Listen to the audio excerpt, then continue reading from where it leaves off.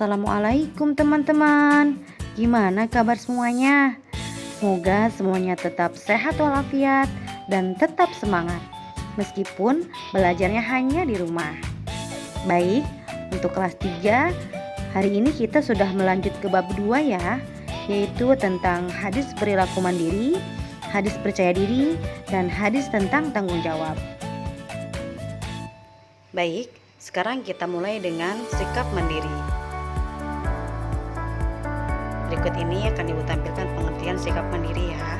Mandiri yaitu tidak menyandarkan tugas dan tanggung jawab kepada orang lain. Dapat dikatakan bahwa mandiri itu kita mampu mengerjakan tugas dengan sendiri, baik itu tugas di sekolah maupun tugas di rumah. Nah, mari kita simak hadis tentang perilaku mandiri. Qala Rasulullah sallallahu alaihi wasallam, la ayyakhudha ahadukum ahbaluhu thumma ya'til jabala fayatiya bi qismatin min khatabin ala zuhrihi fayabi'aha fayakuffallahu biha wajhahu khairul lahu min ayyas'alan nas atauhu aw mana'uhu, rawahul Bukhari.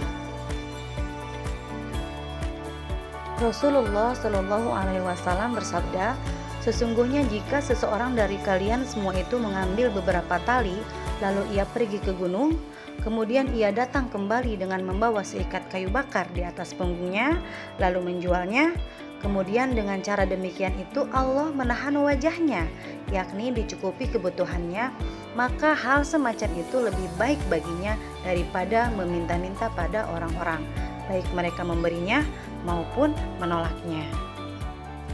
Nah, menurut hadis tadi jelas dong bahwa Allah itu sangat suka banget sama orang-orang yang mandiri. Dengan kata lain, dengan orang-orang yang tidak punya ketergantungan kepada orang lain. Jadi dia hanya menggantungkan segalanya kepada Allah Subhanahu wa Ta'ala. Nah, untuk teman-teman di rumah, ini Ibu tampilkan contoh-contoh sikap mandiri untuk teman-teman. Di antaranya, kita mencuci piring sendiri setelah makan. Kemudian ketika mau berangkat, kita memakai sepatu sendiri dan juga menyiapkan alat-alat sekolah sendiri ya. Dan kalau memungkinkan, kita juga bisa berangkat sendiri ke sekolah. Tapi kalau jauh jaraknya, harus minta diantar ya.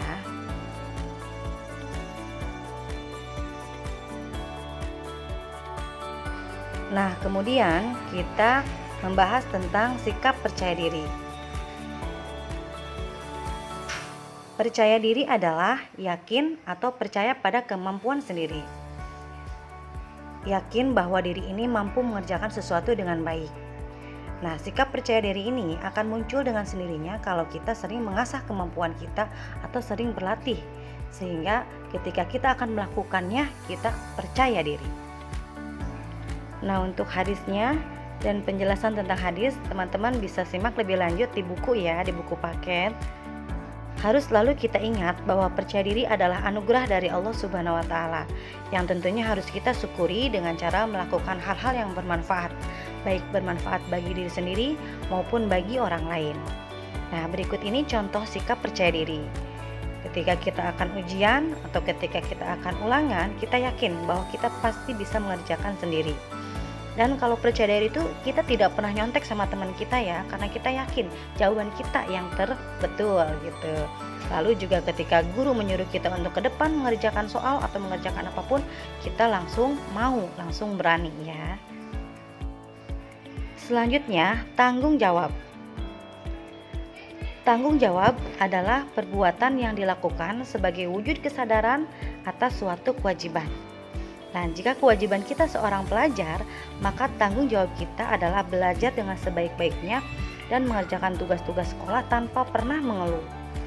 Juga mematuhi peraturan sekolah dan tata tertib sekolah dengan penuh tanggung jawab. Nah, berikut ini hadis tentang tanggung jawab. An Abdillah qala Nabi sallallahu alaihi wasallam, kullukum ra'in wa kullukum mas'ulun. Dari Abdullah, Nabi sallallahu alaihi wasallam bersabda, setiap kalian adalah pemimpin dan setiap kalian akan dimintai pertanggungjawabannya. Hadis riwayat Bukhari. Nah, kita juga sebagai pelajar adalah pemimpin untuk diri kita. Dan nanti kita juga akan dimintai pertanggungjawaban kita oleh Allah Subhanahu wa Ta'ala kelak di yaumil akhir. Nah, berikut ini contoh-contoh sikap tanggung jawab seorang pelajar. Di antaranya yaitu ketika ada PR, maka kita harus langsung mengerjakan di rumah ya. Jangan nunggu esok harinya di sekolah.